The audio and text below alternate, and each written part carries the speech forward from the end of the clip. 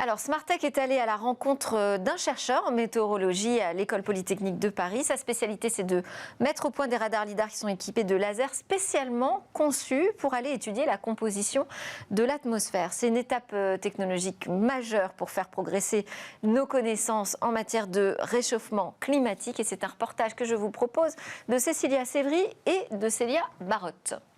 Bonjour à tous. Allier la technologie du lidar avec l'observation atmosphérique de la Terre, c'est le travail de Dimitri Edouard, ingénieur de recherche à l'École Polytechnique. Alors ici, on est venu au laboratoire de météorologie dynamique pour le rencontrer et découvrir comment, avec ses collègues, il participe à l'élaboration des outils de demain.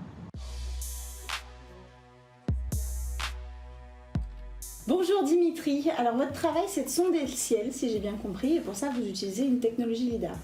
On conçoit et développe des lidars météorologiques, donc ce sont des instruments de télédétection, c'est-à-dire de mesure à distance, qui utilisent un laser pour sonder certaines propriétés physiques de l'atmosphère.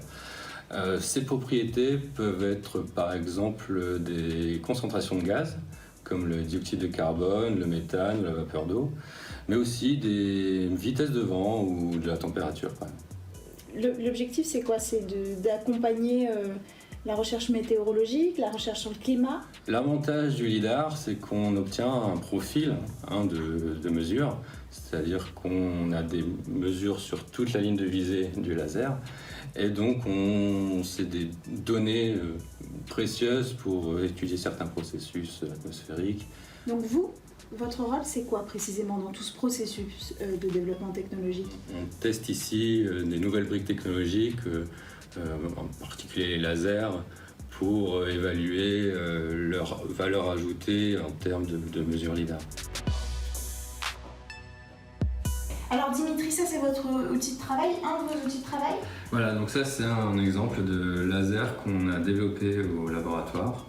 Donc ce laser est dédié à terme à intégrer un lidar pour faire une mesure de concentration de méthane dans l'atmosphère. Donc ça c'est le cristal laser, donc c'est là où sera généré les photons pour notre laser, mais il faut lui apporter de l'énergie. Donc on utilise un laser de pompe qui est un laser fibré qui est dans cette grosse boîte là. Donc le faisceau laser arrive dans la fibre ici. Il va être envoyé dans la cavité par ces deux miroirs, venir pomper, ce qu'on appelle pomper le cristal laser, ça va lui apporter de l'énergie, et notre laser va commencer à osciller entre les quatre miroirs. Et par ce miroir, qui est semi-réfléchissant, enfin, il laisse passer un peu il introduit une fuite dans la cavité, on va pouvoir récupérer le faisceau laser.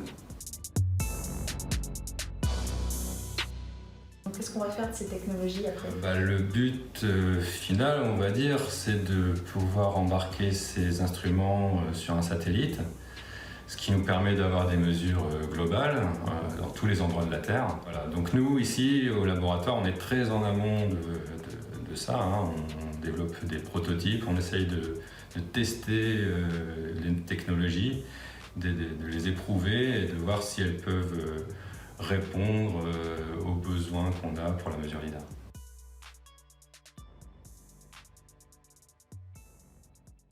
Et voilà, c'était Smartech. Merci à tous de nous suivre en direct sur la chaîne Bismart, mais aussi sur les réseaux sociaux ou en podcast. Je vous donne rendez-vous demain. Demain, on sera aussi en direct à partir de 11h sur Bismart. À la une, on va découvrir des nouvelles crypto-monnaies et puis aussi un art de gouverner autrement. Voilà pour le programme de demain. En attendant, je vous souhaite à tous une excellente journée.